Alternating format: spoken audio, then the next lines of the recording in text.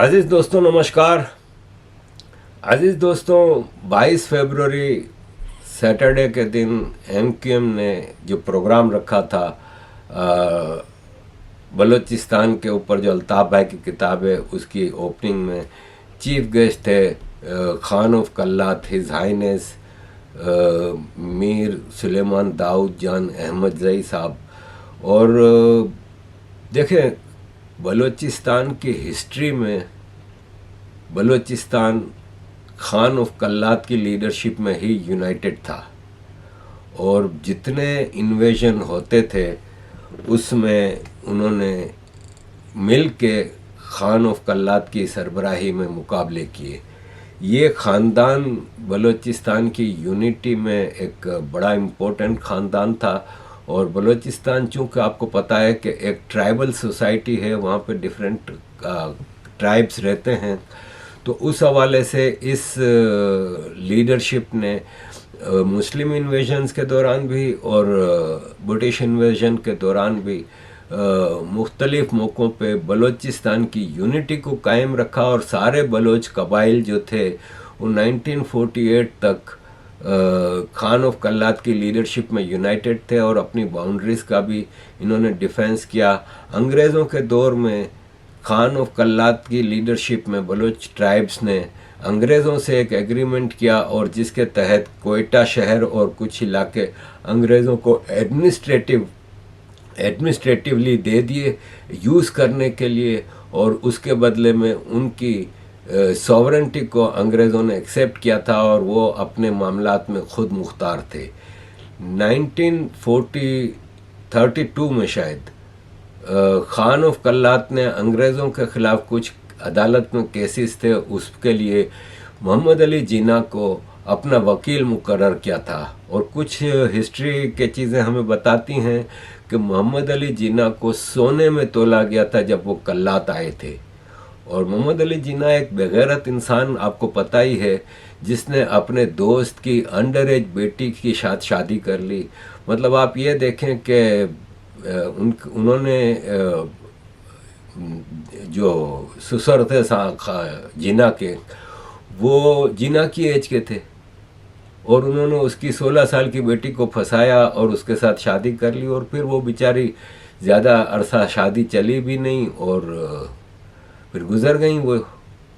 और जिन्ना ऐसा इंसान था कि उसकी औलाद ने भी जिन्ना को कबूल करने से इनकार कर दिया और वो भारत में ही रहीं, उनकी जो नवासी थीं।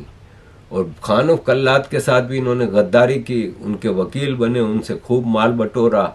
और एंड ऑफ द डे 1947 में जब बलूचिस्तान को आज़ादी मिली, अंग्रेज़ों ने पाकिस्तान और भारत को आज़ाद करने से पहले बलूचिस्तान को आज़ाद कर दिया और बलूचिस्तान की एम्बेसी कराची, पाकिस्तान के कैपिटल में कायम की जाती है। लेकिन कायदे आज़म मोहम्मद अली जिन्ना, जिसको कायदे आज़म तो कहते हैं लेकिन मैं उसको गदाए आज़म कहूँगा, गधा था और एक मतलब बिल्कुल ही हिपोक्रेट इंसान था। तो जिन्ना ने खान ऑफ कल्लात के साथ ज़बरदस्ती एक्सेशन ट्रीटी साइन कराई और बलूचिस्तान को पाकिस्तान में शामिल कर लिया। खान ऑफ कल्लात के भाई पहाड़ों पे चले गए, बगावत शुरू होती है। और मज़ीद डिटेल आपको इस प्रोग्राम में खान ऑफ कल्लात ने जो डिटेल बताई हैं वो आपके सामने पूरी रखूँगा, उनकी speech. Thank you very much अजीज़ दोस्तों फॉर ऑल योर सपोर्ट।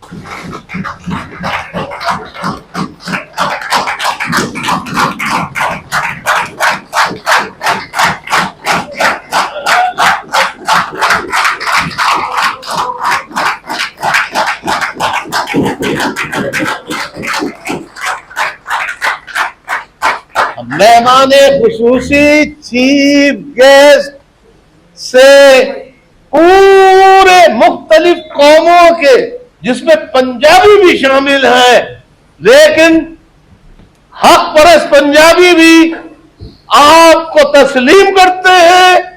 और बाकी तो छोटी जो कौमें हैं वो तो करती ही हैं, लेकिन आपका ये स्टैंडिंग ओवेशन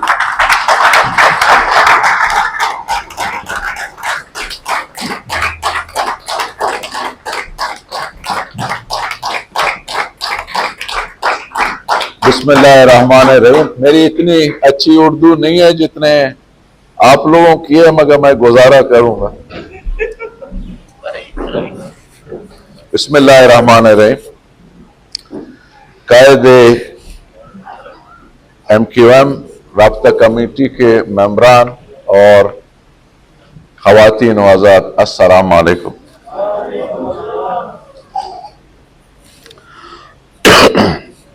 थोड़ा मुख्तसर मैं ज़रा अपना तारीख भी बयान करना चाहूँगा। मोहम्मद अली जिन्ना साहब जो है कायदे आज़म हैं, मगर 1932 में हमने उनको एम्प्लॉय किया एज अपना लीगल एडवाइज़र।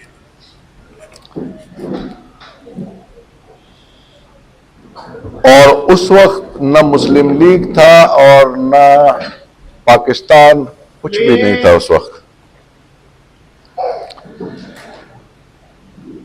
तो उनके साथ भी क्या हुआ वो भी आप लोगों को, यंग जनरेशन को तो मुझे मुश्किल है कि मालूम हो, मगर जो बड़े थे उनको सबको मालूम है कि उनको ज़ियारत में नजरबंद करके रखा गया था।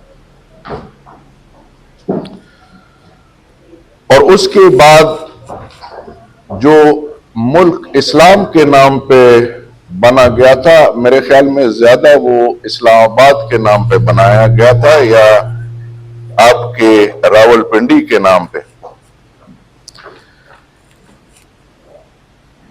1948 से जो एक सिलसिला शुरू हुआ हम लोगों का बलोचों के कत्लेआम का, और फिर कलाम के ऊपर जो मेरे दादा के भाई थे प्रिंस आगा अब्दुल करीम खान, उनको पहाड़ से कुरान के नाम पे उतार के और फिर उनके साथ जो है तकरीबन 22 साल उनको कैद बामुशक्कत दिया गया। और उसके बाद अभी भी आपके सामने है, पिछले तकरीबन 20 साल से 22 साल से नवाब अकबर खान को कत्ल किया गया, और बलोच जितने भी है उनको डिसअपेरेंस एंड कत्ले आम, हमारे मास ग्रेव्स, औरतों, बच्चों और बूढ़ों के साथ जो जुल्म किया गया वो आप सबके सामने है। और हमारे मुआहदात थे पाकिस्तान के साथ, और जो फाउंडर थे पाकिस्तान के, उन्होंने हमारा इंडिपेंडेंस एंड सॉवरेंटी जो है वो उस पे एग्री किया गया, और जिसके बाद 9 महीने में हमारे ऊपर कब्जा हो गया। जैसे कि आप पिछले 80 साल से पाकिस्तान में उसके एक हिस्सा हैं, उसके लोग हैं, मगर आपको आज भी मुहाजिरी कहा जाता है।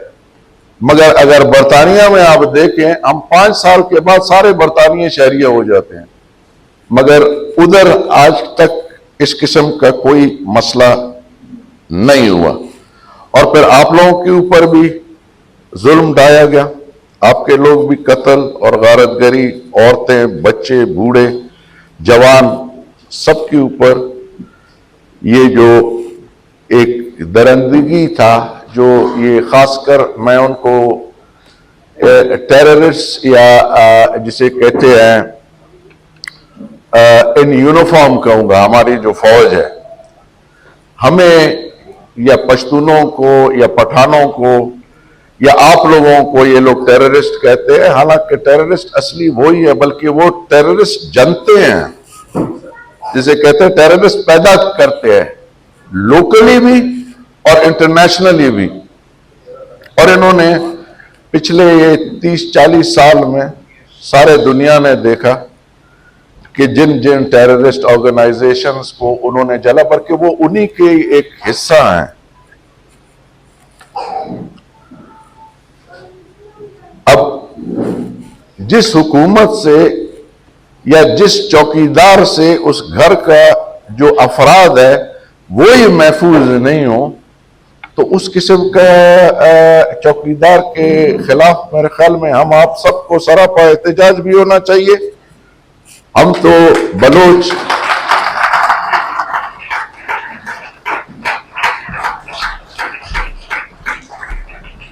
हमारे नौजवान जो हैं और हमारे औरतों तक, यानी जिसे कहते हैं कत्ल और गारतगरी की तो एक बहुत लंबी दास्तान है, मगर न हमारे यानी इस्लाम के नाम पे ये मुल्क बना, मगर कोई इस्लामी अक़दार जो है इस मुल्क में नहीं है, क्योंकि एक तो उस मुल्क की आवाम उनसे महफूज नहीं है और कोई भी हमसाया उनसे महफूज नहीं। पिछले 80 साल से ये मुल्क बना है, मगर कोई भी मेरे ख्याल में मुल्क आप यूरोप में ऐसे नहीं देखोगे जिससे जो है उसके हमसाये नाला हो। मगर हमारे जितने भी चारों तरफ हमसाये हैं, कोई हमारे जिसे कहते हैं हमारे से महफूज और हमारे ये जो टेररिस्ट इन यूनिफॉर्म है इनसे महफूज नहीं है। अब अगर आप केपी की तरफ चले जाएं, केपी में भी पिछले 30 से 40 साल में इन्होंने कोई 1400 जिसे कहते हैं ट्राइबल एल्डर्स या जो वो अपने अक़वाम के जो बुजुर्ग थे या नोटेबल्स थे, उनको कत्ल किया गया। किसके नाम पे? इस्लाम के नाम पे और उनके मादनियात की वजह से।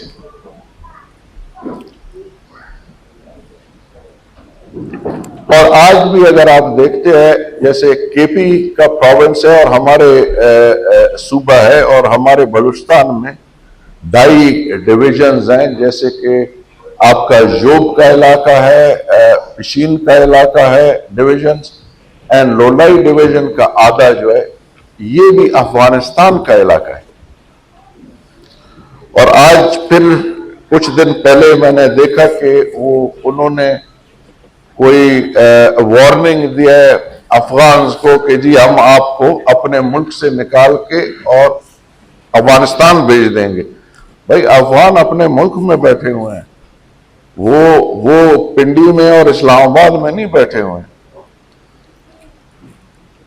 बल्कि आज अगर कोई कहे कि जी पंजाबी, खासकर मैं फौज, जब मैं पंजाबी कहता हूं तो मेरा मकसद फौज से है, या 2-3 मेरे ख्याल में कौमें हैं, जैसे आराई हो गया या भुट्टा हो गया और इसका रोहेला टाइप 2-4 कौमें हैं, जाट हैं या चौधरी हैं।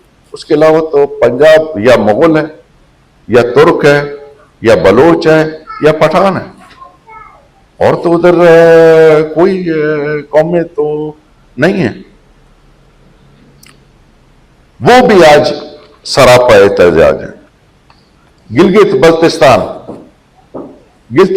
बल्तिस्तान में भी जो लोग सरापा एहतजाज हैं, वो भी क्योंकि जितने भी मादनियात हैं उनके नाम पे कभी ज़र्ब अज़ाब होता है, कभी ज़र्ब अज़ब होता है, कभी ज़र्ब कुछ और हो जाता है।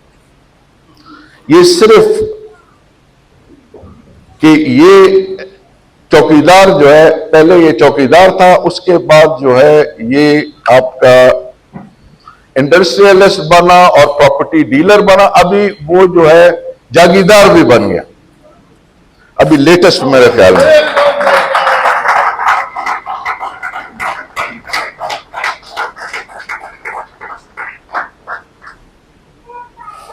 और मेरे ख्याल में सबसे बड़ा जो आज दुनिया को और खासकर आपके इंसानियत को जो सबसे बड़ा खतरा है, वो एटॉमिक, जो आपके पास न्यूक्लियर वॉरहेड्स को मेरे ख्याल में 700 दाने पड़े हुए हैं। और मेरे ख्याल में आप लोगों को इल्म होगा या आपके बड़ों को जरूर इल्म होगा, क्योंकि मैं काफी नौजवान भी देख रहा हूं और बड़े उम्र के लोग भी देख रहा हूं इधर, कि कई मुल्कों को हमने न्यूक्लियर टेक्नोलॉजी बेचा, और चाहे वो हमारे हमसाये में हो या लिबिया में हो या नॉर्थ कोरिया में हो, सबको आपको पता है। तो लिबिया से ये इंकशाफ हुआ कि ये पाकिस्तान ने जो है ये बेचा है। तो जो मौजूदा हालत है दुनिया की, आज पूरा गर्ब जो है वो सारा जो है दिवाला हो गया, ऑलमोस्ट बैंकरप्ट हो गए। वेदर इट्स यूरोप, वेदर हम इंग्लिस्तान में बैठे हुए हैं या अमेरिका। तो पहले तो ये टेररिज्म या दहशतगर्दी के नाम पे इन्होंने एक कारोबार बनाया हुआ था। अभी तो वो दहशतगर्दी तो बंद हो गया, कारोबार ही बंद हो गया। अभी सबसे बड़ा खतरा ये कि ये न्यूक्लियर दहशतगर्दों को ना बेच दें। न्यूक्लियर वेपन्स, ये जो असली दहशतगर्द है वर्दी वाले, ये भी ये बेच देंगे आगे। तो जिससे दुनिया को और खासकर दुनिया की जो मखलूक है उसको बहुत बड़ा खतरा है। और जैसे कि आपको पता है कि न्यूक्लियर के हिसाब से हमारे बलूचिस्तान में इन्होंने तजुर्बा जो किया, उसके वजह से हमारे यानी अंडरग्राउंड जितना भी वाटर पानी है वो सारा कंटामिनेटेड हो गया ये न्यूक्लियर मवाद से। लोग बीमार हो गए, हमारे जमीन, हमारे काश्तकारी, हमारे माल मवेशी जिसपे अक्सर हमारे बलोच अकवाम का जो है गुजर बसर होता है, सब हमसे जिसे कहते हैं, इसकी वजह से जो है हमारे पूरे बलूचिस्तान को नुकसान हो। तो भी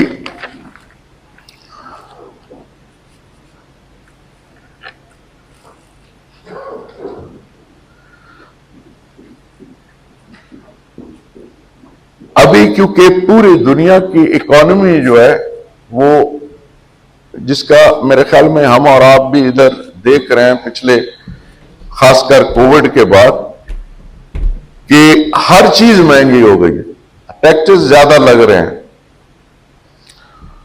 और किसी के पास पैसा नहीं है जो इन दहशतगर्दों को, जो वर्दी वाले हैं, इनको जो है मुफ्त में कोई पैसा दे। इनकी जितने भी पैसा अमेरिका इनको देता था 2012 से 16 तक, वो सारा हम लोगों ने बंद करा दिया। आखिरी जो $370 मिलियन बचे थे, वो भी जब ट्रंप लास्ट टाइम इलेक्ट हुए थे, वो भी हमने बंद करवा दिया इन्हीं वजह से।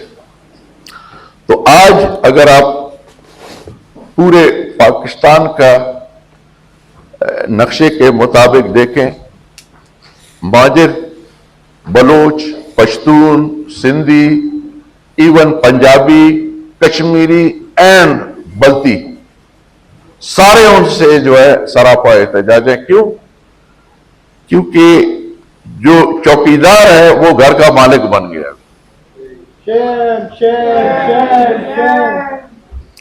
तो अभी हमें कोशिश करना होगा सारे अक़वाम को,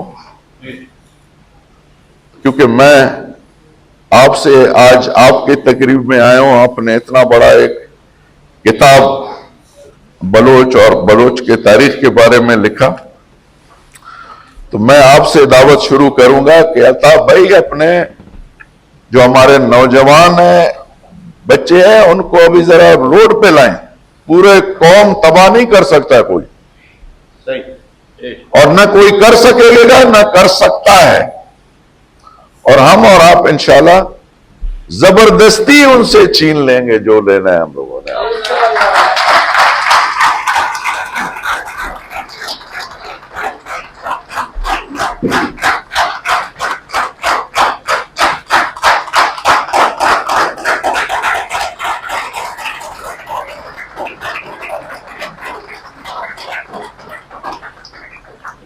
और हम आपके साथ खड़े हैं बलोच।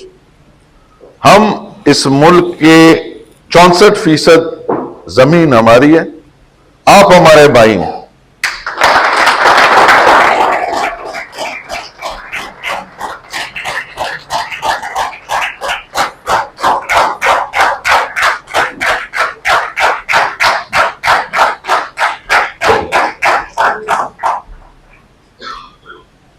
हमारा ये कोशिश है कि हम और आप एक इत्तेफाक एहतियात से इनके सामने खड़े हों और अपना जो हक और हुकूक है जोर जबरदस्ती इनसे लें, क्योंकि मांगने से कुछ नहीं मिलेगा, छीनने से कोई नहीं रोक सकता।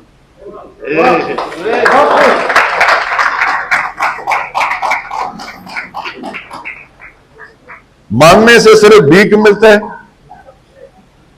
मगर ताकत से जो आप कुछ भी ले सकते हो।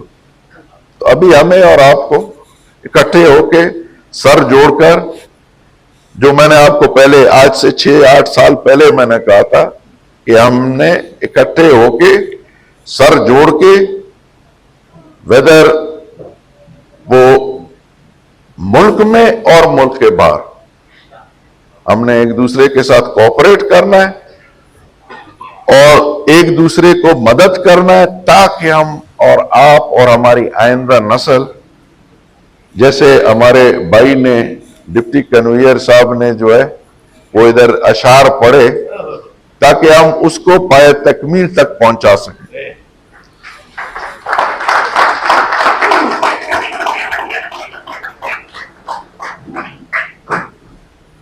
आखिर में मैं आप बहन भाइयों से सबसे ये कहूंगा कि अगर आपके कोई सवालात हैं, मैं आपके सवालात का जवाब देने के लिए तैयार हूं, जो भी आपके सवाल हैं। आप सबको अल्लाह खुश रखे।